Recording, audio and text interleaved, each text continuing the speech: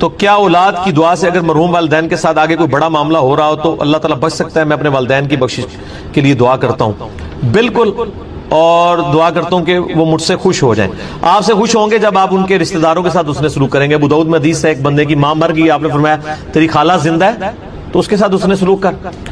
Plus یہ کہ دعا کریں۔ ابن ماجہ میں حدیث ہے کہ ایک شخص کے مرنے کے بعد اللہ تعالیٰ جنت میں اس کا ایک درجہ بلند کرتا ہے، تو پوچھتا ہے میں نے تو یہ عمل نہیں کیا تھا، تو بتایا جاتا ہے کہ تیرے بیٹے نے تیرے لیے استغفار کی تھی۔ صحیح مسلم میں حدیث ہے میت کو 3 ثواب پہنچتے ہیں، ایک تو اس نے اپنی زندگی میں نیکی کا کوئی کام کیا تھا، مرنے کے بعد ملے گا، دوسرا علم کی کوئی بات اس نے لکھی، وہ بھی ظاہر ہے اس کی، اس کو ملے گا، تیسرا نیک اولاد۔ نیک اولاد ظاہر ہے ماں باپ کی انویسٹمنٹ ہے، ان کے اعمال کا ثواب آٹومیٹکلی ماں باپ کو۔ مثال ثواب کی ایک جو فارم ہے سب سے بڑی، جس کے اوپر پوری امت کا اجماع ہے، وہ ہے میت کے لیے دعائے مغفرت کرنا۔ یہ ہے اصل بنیاد، باقی ساری چیزیں اس کے بعد میں آتی ہیں، اور اس کی جڑ قرآن میں ان الفاظ کے اندر موجود ہے۔ سورۃ الحشر کی آیت نمبر 10 ہے، اعوذ باللہ من الشیطان الرجیم، بسم اللہ الرحمن الرحیم۔ والذین جاءوا من بعدہم، وہ اہل ایمان جو کہ بعد میں آنے والے ہیں، یقولون، وہ کہتے ہیں اپنے سے جو اگلے گزر چکے ہیں ان کے حق میں دعا کرتے ہوئے، ربنا اغفر لنا ولاخواننا الذین سبقونا بالایمان، اے رب ہمارے مغفرت فرما دے ہماری اور ہمارے بھائیوں کی جو ہم سے پہلے ایمان کی حالت میں دنیا سے رخصت ہو گئے، وَلَا تَجْعَلْ فِي قُلُوبِنَا غِلًّا لِّلَّذِينَ آمَنُوا، اور ہمارے دل میں کوئی کجی، کوئی ٹیڑھ پن، کوئی بغض و کینہ ان لوگوں کے بارے میں نہ رکھ جو مر چکے۔ ظاہر ہے جو مر چکا ہے وہ اپنے انجام کو پہنچ چکا ہے۔ صحیح بخاری میں حدیث ہے کہ مردوں کو گالی مت دو، وہ اپنے انجام کو پہنچ چکے ہیں، اچھے یا برے۔ ربنا انک رؤوف الرحیم، اے میرے رب بے شک، اے ہمارے رب بے شک تو بخشنے والا ہے، مہربان ہے۔ تو یہ اہل ایمان کو یہ بات سکھائی گئی ہے کہ ان کی روش ہونی چاہیے کہ جو بھی ایمان کی حالت میں ان سے پہلے لوگ چلے گئے ان کے لیے دعائیں مغفرت کریں۔ اب یہ ایک الگ حقیقت ہے تلخ کہ ایمان کی حالت میں ہمارے معاشرے کے اندر تو اسی کو سمجھا جاتا ہے جو آپ کے فرقے پہ مرا ہو، کیونکہ دوسرے فرقے پہ مر جائے تو وہ تو ایمان کی حالت میں مرا ہی نہیں ہے۔ تو اب یہ ایک تلخ حقیقت ہے، اور اسی وجہ سے آپ دیکھتے ہیں کہ جب ایک مکتب فکر کے لوگ دوسرے مکتب فکر کا جنازہ پڑھ لیتے ہیں تو پھر بعد میں ان کے علماء فتویٰ دیتے ہیں کہ بھئی آپ کا تو نکاح ہی ٹوٹ چکا ہے، آپ نکاح بھی دوبارہ کروائیں اور تجدید ایمان بھی کروائیں، اور اس قسم کی کئی ایک فنی ویڈیوز جو اوریجنل ویڈیوز ہیں، اسلام کا مذاق اڑانے والی، مسلمانوں کی وجہ سے جو ویڈیوز بنی ہیں وہ معاشرے کے اندر عام ہے، وہ آپ نے اکثر اوقات دیکھی ہوں گی۔ اب میرے بھائیو، یہ جو دعا کا معاملہ ہے یہ اللہ تعالیٰ نے ایسا اوبلیگیٹری رکھا ہے کہ ہماری جو اسلام کی بیسک ٹیچنگز ہیں ان کے اندر اس کو ایک ضروریات دین کے طور پر اللہ تعالیٰ نے ان چیزوں کو جاری فرما دیا ہے۔ جیسا کہ صحیح بخاری اور صحیح مسلم کی متفق علیہ حدیث ہے کہ اللہ کے محبوب صلی اللہ علیہ وآلہ وسلم نے فرمایا کہ ایک مسلمان کے دوسرے مسلمان پہ 5 حقوق ہیں۔ جب وہ اس سے ملے تو اسے سلام کرے، یہ پہلا حق ہے۔ دوسرا حق، جب وہ بیمار ہو جائے اس کی عیادت کرے۔ تیسرا حق، جب وہ مر جائے تو اس کی نماز جنازہ پڑھے، تو ظاہر ہے نماز جنازہ میں دعا مانگے گا مرے ہوئے کے لیے۔ چوتھا حق، جب وہ دعوت دے تو اس کی دعوت کو قبول کرے۔ اور 5واں حق یہ ہے کہ جب وہ چھینک کے جواب میں الحمدللہ کہے تو آپ اس کے جواب میں کہیں یرحمک اللہ، اللہ تعالیٰ تجھ پر رحم فرمائے۔ تو یہ 5 بنیادی حقوق ہیں، جس میں تیسرا حق ایک مسلمان کی نماز جنازہ پڑھنا ہے، اور نماز جنازہ میں ظاہر ہے کہ دعا اللہ تعالیٰ نے اس کے اندر بلٹ ان رکھ دی ہے۔ صحیح مسلم میں ایک حدیث ہے کہ اللہ کے محبوب صلی اللہ علیہ وآلہ وسلم نے فرمایا کہ جس کے جنازے میں 40 ایسے لوگ شریک ہوں جو اللہ تعالیٰ کے ساتھ شرک نہ کرتے ہوں تو اللہ تعالیٰ ان 40 لوگوں کی شفاعت اس میت کے حق میں قبول و منظور فرما دے گا، یعنی اس کی مغفرت فرما دے گا۔ تو یہ بہت بڑی فضیلت ہے۔ تو یہ بھی مرے ہوئے بندے کو زندہ لوگوں کی طرف سے پہنچنے والی ایک نفع مند چیز ہے۔ آپ اسے ایصال ثواب کہہ لیں، آپ اس کو دعائے مغفرت کہہ لیں، کوئی بھی۔ نماز جنازہ میں ہم جو دعا مانگتے ہیں، ویسے تو کئی ایک دعائیں رپورٹ ہوئی ہیں، سب سے مشہور دعا وہ ہے جو جامعہ ترمذی کے اندر ہے، سنن نبی داؤد کے اندر ہے، سنن ابن ماجہ کے اندر ہے، اور مشکات المصابی کے اندر بھی موجود ہے۔ اللہم اغفر لی حینا و میتنا، اے اللہ ہمارے جتنے زندہ ہیں ان کی بھی مغفرت فرما اور جو مر چکے ان کی بھی مغفرت فرما. اللہم اغفر لحینا و میتنا و شاہدنا و غائبنا، اور جتنے یہاں پہ موجود ہیں ان کی بھی اور جو یہاں پر موجود نہیں ان کی بھی، وصغیرنا و کبیرنا، اور جتنے ہمارے چھوٹے ہیں اور جتنے ہمارے بڑے ہیں، وذکرنا و انثانا، اور جتنے مرد ہیں اور جتنی عورتیں ہیں. اللہم من احییتہ منا فاحیہ علی الاسلام، اے اللہ جب تک تو ہمیں زندہ رکھے تو اسلام پر زندہ رکھنا. ومن توفیتہ منا فتوفہ علی الایمان، اور جب ہمیں موت آئے تو ایمان کی حالت میں موت آئے. آمین. اچھا مزے کی بات دیکھیں کہ اس میں میت کا ذکر صرف ایک دفعہ ہے، باقی سب زندوں کے لیے دعائیں ہیں. اور یہ جو جنازے کی ایکٹیویٹی بیسیکلی رکھی اس لیے گئی ہے کہ ایک تو آپ اپنے مسلمان بھائی کا حق پورا کریں گے، اور دوسرا آپ وہاں پہ جا کے اپنی موت کو یاد کریں، نہ کہ وہاں پہ بھی جا کے آپ واٹس ایپ میسیجز دیکھ رہے ہوں. آپ دیکھ رہے ہیں کہ میت کو دفنایا جا رہا ہوتا ہے اور لوگوں کے فون بج رہے ہوتے ہیں.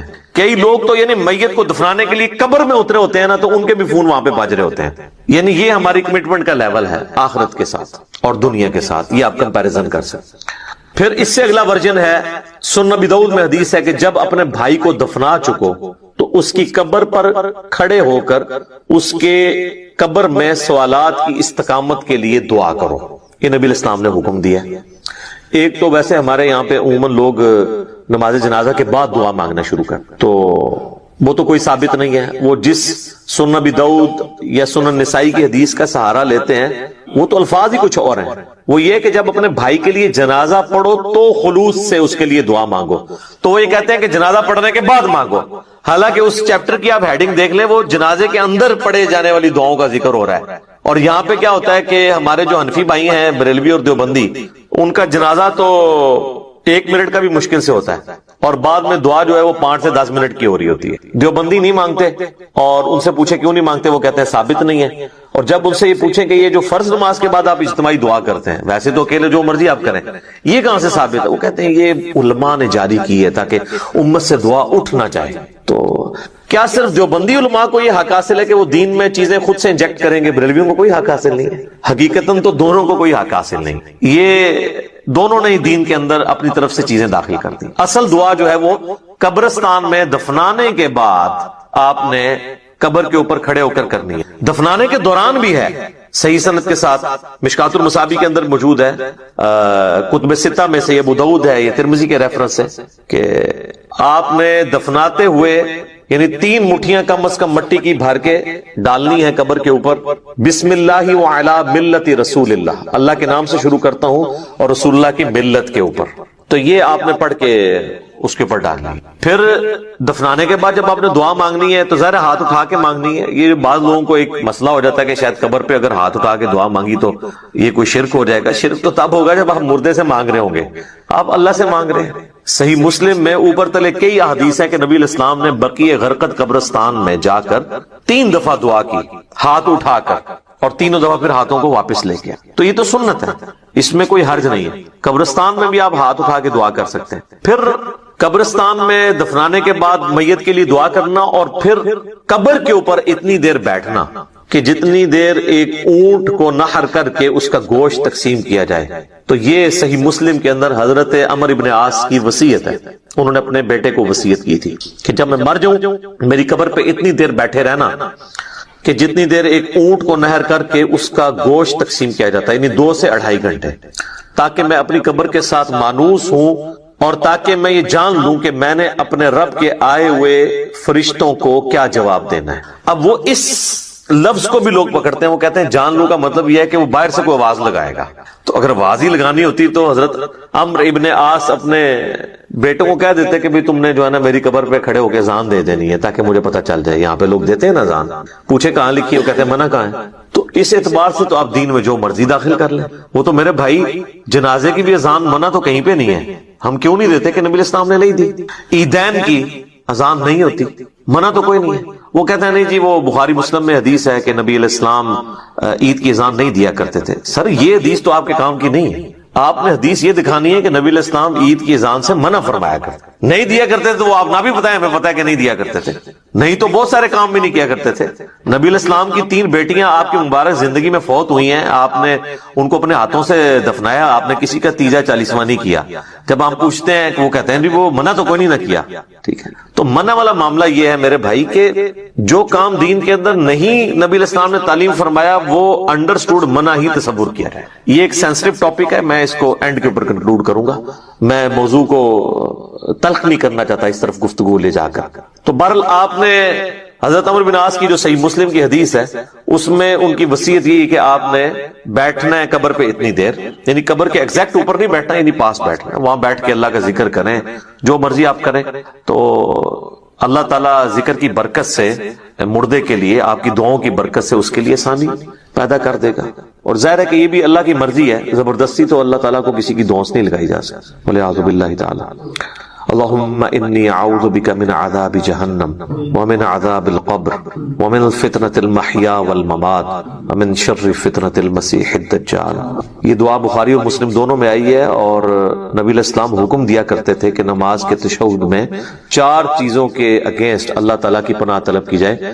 اللهم إني أعوذ بك من عذاب جهنم ومن عذاب القبر ومن فتنة المحيا والممات من شر فتنة المسيح الدجال. اللہ میں جہنم کے عذاب سے تیری پناہ مانگتا ہوں, قبر کے عذاب سے تیری پناہ مانگتا ہوں, زندگی اور موت کے فتنے کے اگینسٹ تیری پناہ مانگتا ہوں, اور جھوٹے مسیح دجال مسیح کے فتنے سے تیری پناہ مانگتا ہوں. آمین. اچھا, دفنانے کے بعد اذان دینا بھی کوئی ثابت نہیں ہے, اور اس طریقے سے ہمارے دیوبند اور بریلوی حضرات جو ہے نا وہ میت کو دفنانے کے بعد نا سرہانے پہ کھڑے ہو کر نا سورۃ البقرہ کی شروع کی آیات تلاوت کرتے ہیں, اور پاؤں والی سائڈ پہ سورۃ البقرہ کی آخری آیات تلاوت کرتے ہیں. یہ روایت موجود ہے, لیکن یہ روایت جو ہے فیبریکیٹڈ روایت ہے. یہ روایت شعب الایمان امام بیہقی کی کتاب میں ہے, مشکات المصابیح کے اندر موجود ہے, لیکن اس کے اندر ایوب نام کا ایک متروک راوی ہے, یعنی جس سے حدیثیں لینا محدثین نے چھوڑ دی, ریجیکٹڈ پرسنالٹی. تو یہ یعنی مردود قسم کے راویوں سے روایت کی گئی روایت ہے, اس کی کوئی اصل نہیں ہے. اصل چیز وہی ہے جو میں نے بیان کر دی ابو داؤد سے, کہ آپ نے میت کے لیے دعا کرنی کہ اللہ تعالیٰ اسے قبر کے سوالات میں استقامت عطا فرما. اور قبر کے سوال جو ہیں وہ بخاری, مسلم, ابو داؤد, مسند احمد میں رپورٹ ہوئے ہیں. کچھ حصہ بخاری مسلم میں ہوا ہے, کچھ ابو داؤد میں, ترمذی میں, مسند احمد میں. پہلا سوال ہوگا من ربو کا, تیرا رب کون ہے. دوسرا سوال ہوگا ما دینو کا, تیرا دین کیا ہے.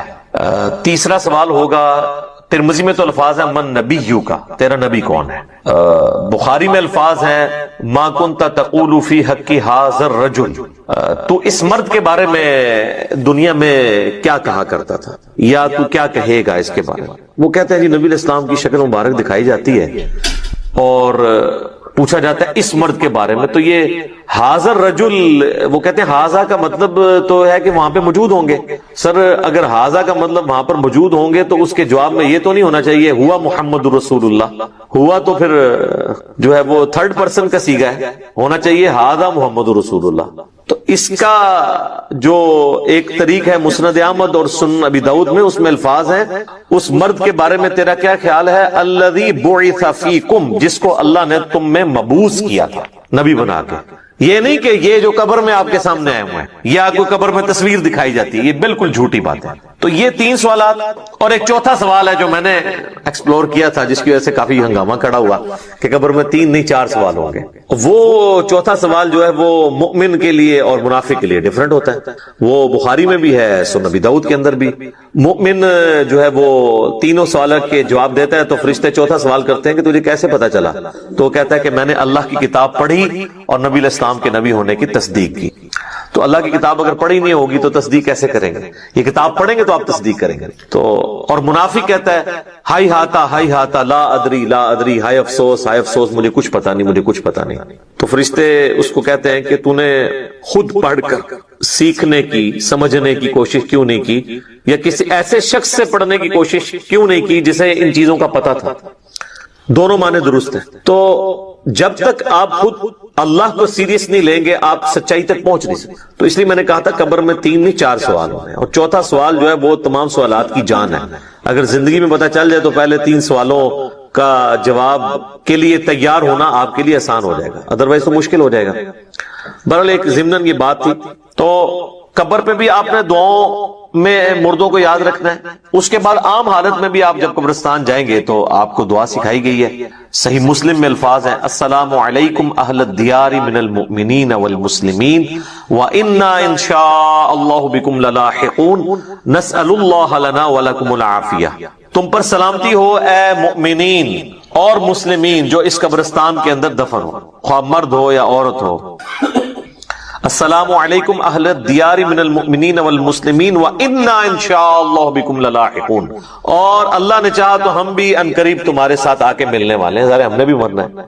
اور پھر سات الفاظ ہیں کہ ہم تم سے تمہارے لیے اور اپنے لیے اللہ کے حضور عافیت کا سوال. نسأل اللہ لنا ولکم العافیہ، ہم اللہ سے سوال کرتے ہیں تمہارے لیے اور اپنے لیے عافیت کا. یہ دعا ہے. تھوڑے بہت الفاظ کے فرق کے ساتھ صحیح مسلم میں اور دعائیں بھی ہیں، بلکہ یہ سب سے آسان دعا، یاد رکھنی بھی آسان ہے. ایک دعا ہے جامع ترمذی کے اندر السلام علیکم یا اہل القبور، وہ روایت اصول محدثین پہ ضعیف ہے، اصل دعا یہی ہے. بلکہ صحیح مسلم میں ایک حدیث ہے، ہم عائشہ کہتی ہیں کہ نبی علیہ السلام ایک دفعہ میرے ساتھ بستر پہ لیٹے تھے تو تھوڑی دیر بعد آپ نے یہ محسوس کیا کہ میں سو گئی ہوں، تو آپ علیہ السلام چپکے سے اپنے بستر سے نکلے اور بقیع غرقد مدینے کے قبرستان کی طرف چلے گئے. تو کہتی ہیں میں بھی نا جاسوسی کرنے کے لیے پیچھے کسی اور بیوی کے پاس نہ چلے گئے، میں بھی نکلی اور میں نے حضور علیہ السلام کو دیکھا کہ آپ بقیع قبرستان میں یوں ہاتھ اٹھا کے دعا کر رہے ہیں. 3 دفعہ آپ نے ہاتھ اٹھا کے دعا کی اور اپنے ہاتھوں کو واپس کیا. تو وہ کہتی ہے میں جلدی جلدی بھاگتی بھی واپس آئی، آ کے بستر پہ لیٹ گئی، اور یہ یعنی میں نے ایکٹ کرنے کی کوشش کی کہ میں تو یہاں سے گئی نہیں تھی، لیکن سانس پھولا ہوا تھا، سانس تو نہیں کو روک سکتا. وہ بزرگ ہی ہیں جو 12 دن تک وضو روک کے رکھتے ہیں، تو چونکہ جھوٹ ہوتا ہے نا، تو کہتے ہیں کہ میرا سانس پھولا ہوا تھا. نبی علیہ السلام جب واپس آئے تو انہوں نے سیدہ عائشہ سے فرمایا کہ تم میرے پیچھے آئی تھی، اور اگر تم مجھے نہیں بتاؤ گی نا تو تمام غائب کا جاننے والا تو مجھے بتا ہی دے گا. علم غیب بھی کلیئر کر دیا حضور نے. آپ نے نہیں کہا کہ مجھے تو پتہ ہے، میں تو حاضر و ناظر ہوں، ان کا مجھے اللہ تو خبر دے دے گا. تو تم نے کیا گمان کیا اللہ اور اس کا رسول تمہارے ساتھ خیانت کریں گے؟ یعنی میں کسی اور بیوی کے پاس چلا گیا. تو ان کا یا رسول اللہ ایسے ہی تھا، میں آپ کے پیچھے آئی تھی. تو آپ نے فرمایا کہ اصل میں جب میں لیٹا تو جبرائیل علیہ السلام اللہ کی طرف سے میرے پاس آئے اور انہوں نے مجھے اللہ کا پیغام دیا کہ اللہ تعالیٰ آپ کو حکم دیتا ہے کہ آپ بقیع غرقد کے جو مدفن ہے وہاں پہ لوگ، ان کے لیے جا کے دعائیں مغفرت کریں. اچھا وہ دعائیں مغفرت تو آپ وہاں بھی بیٹھ کے کر سکتے تھے. اس سے یہ پتہ چلی کہ قبرستان جا کے دعائیں مغفرت کرنا یہ چیز پسندیدہ ہے اللہ تعالیٰ کو، اور پھر نبی علیہ السلام سے دعا کروانا یہ امت کی تعلیم کے لیے بھی تھا. تو نبی علیہ السلام نے وہاں پہ دعا کی، آپ کی دعا کی برکت کا حصہ ان لوگوں کو نصیب ہوا. تو اس سے یہ پتہ چلا کہ آپ قبرستان جا کے آپ ہاتھ اٹھا کے بھی دعا کریں گے، رات کے وقت بھی جا سکتے ہیں. اور صحیح مسلم میں الفاظ ہیں، عائشہ کہتی ہیں کہ نبی علیہ السلام اکثر بقیع غرقد قبرستان چلے جایا کرتے تھے دعا کرنے کے لیے قبرستان میں. تو یہ یعنی نبی صلی اللہ علیہ وآلہ وسلم کی سنت ہے.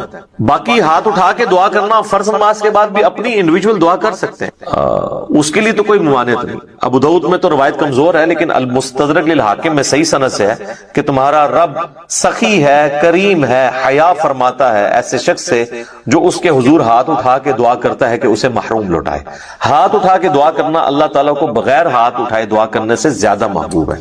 اور دعا کے بعد چہرے پہ ہاتھ پھیرنا بھی سنت ہے، بلکہ امت یہ وہ سنت ہے جو واقعی سنت ہے، جو اجماع اور عملی تواتر سے ٹرانسفر ہوئی ہے. اور الادب المفرد امام بخاری کی کتاب کے اندر صحیح بخاری کی سند کے اوپر یہ حدیث موجود ہے کہ حضرت عبداللہ ابن زبیر اور حضرت عبداللہ ابن عمر یہ دعا کے بعد اپنے چہرے پر ہاتھ پھیرا کرتے تھے. نبی اسلام کے حوالے سے بھی ملتا ہے، ابو داؤد میں روایت کمزور ہے، اس لیے شیخ زبیر علی صاحب نے مشکات کے فٹ نوٹ پہ اس روایت کے اوپر ضعیف کا حکم لگا کے ساتھ الادب المفرد کی روایت لکھ دی ہے کہ یہ روایت درست ہے. ویسے بھی امت کا اجماع ہے، اس کے لیے حدیثوں کی تو ہمیں حاجت نہیں ہے. امت کا اجماع اور عملی تواتر سنت سے چہرے پہ ہاتھ پھیرنے کو ٹرانسفر کر رہی ہے. لہذا چند ایک علماء عرب کا اسے بدعت کہنا ان کے یعنی کم علمی کی نشانی ہے اور ایک تنگ نظری کی نشانی ہے. اوورال یہاں پہ بھی جو اہل حدیث ہیں وہ چہرے پہ ہاتھ پھیرنے کے قائل ہیں. میں ضمناً ساتھ چھوٹے چھوٹے مسائل بتا دیتا ہوں تاکہ آسانی ہو جائے. تو آپ نے چہرے پہ ہاتھ بھی پھیرنے. اس طریقے سے صحیح مسلم میں حدیث ہے کہ نبی علیہ السلام اپنی والدہ کی قبر پر گئے. آلموسٹ آپ سمجھ لیں اپنی والدہ کی وفات کے 50 سال کے بعد، کیونکہ یہ فتح مکہ کے بعد کی بات ہے، تو 50 سال تقریباً گزر چکے تھے. اور آپ علیہ السلام قبر پہ گئے اور آپ روئے، اور آپ کو دیکھ کے آپ کے ساتھی بھی اصحاب بھی روئے. اور پھر آپ علیہ السلام نے فرمایا میں تمہیں قبروں پہ جانے سے منع کیا کرتا تھا. ظاہر نئی نئی قوم بت پرستی سے پھری تھی تو اس لیے نبی علیہ السلام احتیاط کرتے تھے. اب میں تمہیں حکم دیتا ہوں کہ قبروں پہ جایا کرو کیونکہ یہ موت کو یاد دلاتی. لیکن یہ قبروں پہ جانا ہے مزارات کے اوپر نہیں. مزارات پہ تو سیلفیاں ہوتی ہیں اور بہت کچھ ہوتا ہے جس کا دین سے کوئی تعلق نہیں. جہاں پہ اللہ اور اس کے محبوب صلی اللہ علیہ وآلہ وسلم کی نافرمانی کے کام ہوتے ہو نا وہاں پہ آپ نے جانا بھی نہیں ہے. سنن نبی داؤد میں حدیث ہے کہ ایک صحابی نے کہا کہ میں نے منت مانی ہے کہ میں اونٹ قربان کروں گا مقام بوانا پہ جا کے. بعض روایتوں میں ہے کہ 100 اونٹ. تو نبی علیہ السلام نے فرمایا کہ دیکھنا وہاں پر زمانہ جاہلیت میں کسی بت کی پرستش تو نہیں ہوتی تھی اس زمانے میں, اب نہیں. اگر اس زمانے میں بھی ہوتی تھی نا تو نہیں جانا. یا وہاں پر کوئی زمانہ جاہلیت میں میلہ تو نہیں لگا کرتا تھا. انہوں نے دونوں چیزیں جب رسول اللہ کو کنفرم کی تو آپ صلی اللہ علیہ وآلہ وسلم نے پھر ان کو اجازت دے دی, ٹھیک ہے کہ تم کرو. پھر آپ علیہ السلام نے فرمایا کہ ایسی منت نہ پوری کرو جو تمہیں یعنی عاجز کرتے, اس طرح کی منت نہ مانو, اور اگر مانی ہے تو اس کو منت کو پورا نہ کرو, اور اللہ کی نافرمانی میں بھی منت نہ مانی جائے. اور جو اللہ کی نافرمانی میں ہوگی آپ نے اس کا کفارہ بھی نہیں دینا ہوگا. جیسے میرا بیٹا ہوا تو اس کی چٹکیاں فلاں دربار پہ جا کے منواؤں گا, تو اب یہ ساری منت اس کو توڑ بھی دیں, توڑنا واجب ہے اور کفارہ بھی نہیں. اگر کوئی صحیح کوئی منت مانی تھی تو آپ اس کا کفارہ ادا کریں گے. ویسے ہوتا کچھ نہیں ہے. بخاری مسلم میں حدیث ہے کہ منت ماننے سے کنجوس کا مال نکل جاتا ہے, یہ مصیبت کو نہیں ٹال سکتا. تو بہرحال یہ ہے کہ آپ نے منت کا پھر کفارہ وہی ہے جو بخاری مسلم میں ہے کہ منت توڑنے کا کفارہ وہی ہے جو قسم توڑنے کا کفارہ سورۃ المائدہ کی آیت نمبر 89 میں ہے کہ ایک غلام آزاد کریں یا 10 مساکین کو کھانا کھلائیں یا 10 مساکین کو کپڑے لے کر دیں, اور اگر کوئی غریب ہے تو 3 مسلسل روزے رکھ لیں. تو اس طرح کی پھر منتیں آپ نے پوری نہیں کرنی ہوگی. بہرحال نبی علیہ السلام نے اپنی والدہ کی قبر پہ جا کے یہ امت کو میسج دیا کہ آپ نے قبروں کو لاوارث نہیں چھوڑنا, قبروں پہ جانا ہے, قبروں پہ جا کے عبرت حاصل کرنی ہے, اور قبروں پہ جا کے ان قبر والوں سے نہیں مانگنا بلکہ ان کے لیے دعا کرنی ہے کہ اللہ تعالیٰ ان کی مغفرت کا کوئی سامان کرے, کیونکہ وہ ہماری دعاؤں کے محتاج ہیں جو قبرستان میں دفن ہے, کیونکہ وہ تو اب اپنے اعمال آگے نہیں بڑھا سکتے. تو جو ہم پیچھے بچ گئے ہیں ہماری ذمہ داری ہے ہم ان کے لیے جا کے دعائے مغفرت والا معاملہ کریں. اچھا, اسی طریقے سے صحیح بخاری اور صحیح مسلم دونوں میں حدیث ہے کہ نبی علیہ السلام کو ایک صحابی کی وفات کی خبر ملی تو نبی علیہ السلام نے دونوں ہاتھ یوں بلند کر کے, حتیٰ کہ صحابہ کہتے ہیں ہم نے آپ کے بغلوں کی سفیدی بھی دیکھی کیونکہ آپ کا اکثر لباس تہمد اور اوپر چادر ہوتی تھی. اگر آپ نے کرتا نہ پہنا ہو اور صرف چادر اوپر لی ہوئی ہو اور یوں ہاتھ اٹھائیں تو بغلوں کی سفیدی ظاہر ہو جاتی ہے. تو آپ نے کہا اے اللہ ابو عامر کو بخش دے اور اسے کثیر مخلوق پر فضیلت عطا فرما. تو اس سے ثابت ہوا کہ مرے ہوئے شخص کے لیے ہاتھ اٹھا کے آپ دعا کر سکتے ہیں ان الفاظ کے ساتھ. اور ایک اور حدیث ہے صحیح مسلم کے اندر, ام سلمہ کہتی ہیں کہ جب میرے خامن فوت ہوئے ابو سلمہ تو نبی علیہ السلام ہمارے گھر تشریف لائے تو آپ صلی اللہ علیہ وآلہ وسلم نے ہمیں صبر کی تلقین کی, اور آپ علیہ السلام نے پھر ابو سلمہ کے لیے دعا کی کہ اے اللہ اسے بخش دے اور اسے اپنے ہدایت یافتہ لوگوں میں بلند درجہ عطا فرما, اور اے اللہ اس کے جو پیچھے لوگ بچ گئے ان پہ تو خلیفہ ہو جا, یعنی اس کی کمپنسیشن تو فرما دے, اور اے اللہ اس کی قبر کو نور سے تو بھر دے. یہ آپ صلی اللہ علیہ وآلہ وسلم نے ان کے لیے دعا کی, اور اس میں یہ بھی الفاظ ہے کہ قبر کو گشادہ کر دے اور نور سے بھر دے. یہ تعزیت کی دعائیں ہیں جو آپ کر سکتے. باقی قبرستان جا کے آپ جنازہ اگر آپ کا رہ گیا تو آپ قبرستان جا کے قبر پہ کھڑے ہو کے بھی جنازہ پڑھ سکتے ہیں. بخاری مسلم دونوں میں حدیث ہے کہ ایک بوڑھی عورت جو مسجد نبوی کی صفائی کیا کرتی تھی جب وہ فوت ہو گئی تو صحابہ نے رسول اللہ کو نہیں بتایا اور راتوں رات جنازہ پڑھ کے دفنا دیا. کچھ دن کے بعد نبی علیہ السلام نے پوچھا کہ وہ عورت نظر نہیں آ رہی تو بتایا گیا کہ وہ تو فوت ہو گئی ہے. تو حضور نے فرمایا کہ مجھے اس کی قبر پہ لے جاؤ. تو اب حضور علیہ السلام کو کسی صحابی نے یہ نہیں کہا کہ یا رسول اللہ آپ تو ہر مومن کی قبر میں جاتے ہیں تو 3 دن پہلے تو آپ تشریف لے گئے ہوں گے, آپ کو تو پتہ ہی ہوگا کہ یہ مر چکی ہے. اس زمانے میں یہ عقیدے نہیں ہوا کرتے تھے, نہ کسی کے دماغ میں ہوتا تھا. تو رسول اللہ صلی اللہ علیہ وسلم کو وہ قبر پہ لے گئے تو آپ علیہ السلام نے جا کے وہاں پہ قبرستان میں اس کی قبر پہ کھڑے ہو کر جنازہ پڑھا. یہ غائبانہ نماز جنازہ نہیں ہوتا کیونکہ اس میں تو قبر سامنے ہوتی ہے, اور اس کا طریقہ یہ ہوتا ہے کہ آپ نے قبر کی ایسی سائڈ پہ کھڑے ہونا ہے کہ آپ کا قبلہ کی طرف رخ ہو اور قبر آپ کے سامنے ہو. اور پھر آپ علیہ السلام نے واپسی پر فرمایا, مسلم شریف میں ڈیٹیل ہے, اس میں الفاظ ہیں کہ یہ قبریں اندھیروں میں ڈوبی ہوئی تھی اللہ نے میرے جنازہ پڑھنے کی برکت سے انہیں نور سے بھر دیا. اب یہ سبحان اللہ تو آپ نے بول دیا ہے، لیکن اس کا جو ایک تلخ پہلو ہے کہ نبی کی دعا کی برکت سے کسی کافر کی قبر جو ہے نا وہ نور سے نہیں بھر سکتی، کیونکہ کافر کے بارے میں تو نص قطعی ہے قرآن کی. وہ تو سورہ توبہ میں آپ 70 دفعہ بھی دعا کریں ہم نہیں قبول کریں گے منافقین کے لیے، کافروں کے لیے. تو یہ مسلمانوں کی قبریں تھیں نمبر 1. اور مسلمان ظاہر بریلوی دیوبندی اہل حدیث نہیں، اس زمانے کے مسلمان. میں صحابہ نہیں کہتا ورنہ آپ کہیں گے گستاخی ہو گئی ہے. آپ خود ہی پوچھ لیجیے گا کون لوگ ہوں گے جو حضور کی زندگی میں فوت ہو چکے ہیں ایمان کی حالت میں. اچھا، تو نبی الاسلام نے فرمایا کہ نور سے اللہ تعالیٰ نے ان کی قبروں کو بھر دیا. اچھا، پہلے اندھیروں میں تھی، اور اس سے یہ بھی پتا چلا کہ رسول اللہ کی برکت کیا ہے کہ آپ کے جنازہ پڑھنے کی برکت سے اللہ تعالیٰ نے آپ کی دعا کی برکت سے ان کو یہ نفع عطا فرمایا. اب یہ حضور کی دعا ہی ہے، باقی تو جنازہ تو صحابہ نے بھی ان کا پڑھا ہوگا. ٹھیک ہے، یہاں تو لوگ کہتے ہیں بزرگ جنازہ پڑھ لیں تو جناب سمجھو کہ اگلے پیچھے سارے مردے بخشے گئے. تو جنازے تو ان کے بھی ہوئے تھے، لیکن حضور کے جنازہ پڑھنے سے فرق پڑا، ویسے تو نہیں پڑا. اس طرح بخاری مسلم میں حدیث ہے، نبی الاسلام ایک جگہ سے گزر رہے تھے تو آپ کا خچر بدک گیا اور آپ رک گئے. تو صحابہ نے پوچھا یا رسول اللہ کیوں رکے؟ آپ نے فرمایا ان 2 قبر والوں کو عذاب ہو رہا ہے. کسی صحابی نے نہیں کہا کہ کشف القبور ہے، ہمارے جو گھوڑے کے قدموں سے خاک نکل کے جو ہمارے گھوڑے کے نتھرے میں بیٹھے گی، وقت کا بڑے سے بڑا غوث بھی اس مرتبے کو نہیں پہنچ سکتا جب غوث قبروں کے اندر جھانک کے دیکھ لیتے ہیں. تو یا رسول اللہ ہم بھی ابھی دیکھ لیتے ہیں. وہ تو حضور سے پوچھ رہے کہ یا رسول اللہ یہ کیا ہے، قبر کے اندر کیا ہو رہا ہے؟ سب کہانی ہے. غوث پر سارے فیل کرتے ہیں. میرا میکینیکل انجینئرنگ دا فارمولا کو غوث پڑھ کے نا ویک کے میں لکھ کے دینا، لکھ کے انہوں دیکھ کے پڑھ کے دس دے. کوئی زبانی نے بڑی دور دی گل ہے، اور میں صرف کہہ رہا ہوں پڑھ کے بتا دے. سمجھا تو مجھے پتا ہے کہ وہ سکتا ہی نہیں ہے جب تک اس نے انجینئرنگ نہیں کی ہوگی. اور ان کا تو دعویٰ ہے نا کہ اللہ کو تو انجینئرنگ آتی ہے نا جی، کہ اللہ ان کو سکھاتا ہے تو پھر سکھا دے اللہ ان کو. سب کہانیاں بنائی ہوئی انہوں نے. تو نبی الاسلام فرمایا کہ ایک پیشاب کے چھینٹوں سے نہیں بچتا تھا، دوسرا چغلی کھایا کرتا تھا. پھر آپ علیہ السلام نے ایک ٹہنی درخت کی توڑی، اس کے 2 حصے کیے اور اسے لگا دیا دونوں قبروں پہ. آپ نے فرمایا جب تک یہ ہری رہیں گی نا ان کے عذاب میں تخفیف ہوگی. اب یہ حضور کے ہاتھوں کی برکت ہے. لوگوں نے پھر آگے ضرب تقسیمیں لگا دی کہ جی وہ ٹہنیاں جو ہے اللہ کا ذکر کریں گی اور ذکر کرنے کی برکت سے یہ ہوگا. اور سب ٹہنیاں لگانے سے کیا ہونا ہے؟ وہ رسول اللہ کے مبارک ہاتھوں کی برکت تھی. اور اسی کو پھر ایکسٹراپولیٹ کیا نا انہوں نے قبروں پہ جو پھول ڈالتے ہیں. تو پھر آپ پھول نہ ڈالیں، جو نبی الاسلام نے کیا آپ وہی کام کریں. آپ ضرور ٹہنی لگائیں، اور یہاں پہ لوگ لگا بھی دیتے ہیں دفناتے وقت سرانے سائڈ کے اوپر. تو آپ سنت کے اوپر اسی سنت کے اوپر عمل کریں. تو آپ نے فرمایا ایک پیشاب کے چھینٹوں سے نہیں بچتا تھا اور ایک چغلی کھایا کرتا تھا. بظاہر ایک دیکھنے میں معمولی سے گناہ ہے، لیکن ان کا عذاب یہ یعنی ان کو دیکھنا پڑا. تو نبی صلی اللہ علیہ وآلہ وسلم کے اس عمل کی برکت سے ان تک یہ نفع پہنچا. تو یہ تو حضور کی برکات ہے. تو بعض لوگ یعنی نبی الاسلام کے قبرستان جنازہ پڑھنے سے غائبانہ نماز جنازہ کی طرف جاتے ہیں. غائبانہ نماز جنازہ یہ نہیں ہے. صحیح بخاری میں موجود ہے نبی الاسلام نے نجاشی کا نماز جنازہ غائبانہ پڑھا اور آپ کو اللہ تعالیٰ نے وحی کے ذریعے بتایا. تو آپ نے فرمایا کہ تمہارا بھائی جو ہے وہ نجاشی فوت ہو گیا، تو اس کے لیے 4 تکبیریں کہیں. تو امام بخاری نے اس پہ باب نہیں باندھا کہ غائبانہ نماز جنازہ کا جواز.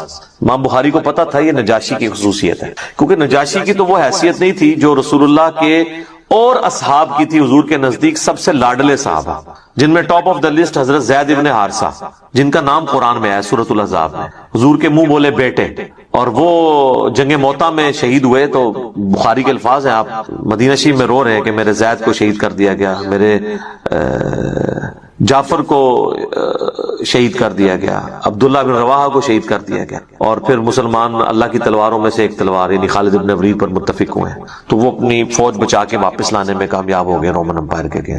لیکن نبی الاسلام نے ان کا کوئی نہیں کہا کہ اٹھو تو زید پہ نماز جنازہ غائبانہ پڑھے. تو یہ غائبانہ نماز جنازہ کیٹاسٹرافک کنڈیشن میں اگر کوئی کفر کی سرزمین میں مر گیا ہے اور وہاں پہ اس کا کوئی یعنی نماز جنازہ پڑھنے والا نہیں ہے تو آپ یہاں پہ ضرور پڑھیں.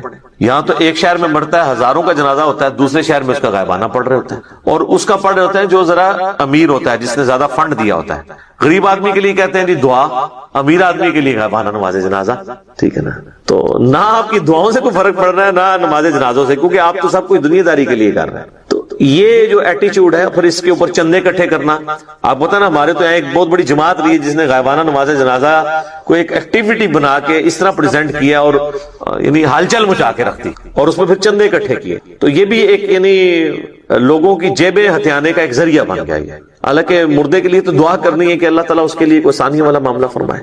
تو نبی صلی اللہ علیہ وآلہ وسلم نے دعا کے حوالے سے جو چیزیں تعلیم فرمائی ہیں میں نے کوشش کی ہے کہ آپ تک پہنچیں، کہ آپ نے دعا کرنی ہے جب کوئی شخص مر جاتا ہے اس کے لیے دعا کرنی ہے جنازے کی شکل میں، پھر قبرستان میں جا کے دعا کرنی ہے، اس کی قبر پہ کھڑے ہو کے، اس کے بعد قبر پہ بیٹھے رہنا ہے اتنی دیر، 2-2.5 گھنٹے، جتنی دیر اونٹ نہر کر کے اس کا گوشت تقسیم کیا جاتا ہے، چند لوگ بیٹھ دیں، اس کے بعد بھی وقتاً فوقتاً جب قبرستان جانا ہے اس کے لیے دعا کرنی ہے، اور قبرستان نہ بھی جائیں اپنی نمازوں کے اندر آپ نے دعا کرنی ہے اس کے لیے۔ تو کئی ایک دعائیں ہیں، آپ یہ دعا تو ضرور کریں اپنے نماز کے تشہد میں۔ بخاری مسلم میں حدیث ہے جب تم تشہد پڑھ چکو، دروشی پڑھ چکو، تو جو چاہو اپنے رب سے مانگو، تو کم از کم اپنے ماں باپ کے لیے دعا مانگیں، رب ارحمہما کما ربیانی صغیرا، اے رب ان دونوں پر رحم فرما جس طرح انہوں نے بچپن میں مجھے پالا تھا۔ رب اجعلنی مقیم الصلاۃ ومن ذریتی ربنا وتقبل دعاء ربنا اغفر لي ولوالدي وللمؤمنين يوم يقوم الحساب اللهم ربنا آتنا في الدنيا حسنة وفي الآخرة حسنة وقنا عذاب النار اللهم إني أعوذ بك من عذاب جهنم ومن عذاب القبر ومن فتنة المحيا والممات ومن شر فتنة دیکھیں قرآن میں یہ ٹاپک کئی دفعہ ڈسکس ہوا ہے، لا یکلف اللہ نفسا الا وسعها، اللہ تعالی کسی جان کو پہ اس کی حیثیت سے بڑھ کر بوجھ نہیں ڈالتا، جتنی اس کی کمپیٹنسی ہے نا سہنے کی۔ ظاہر ہے آپ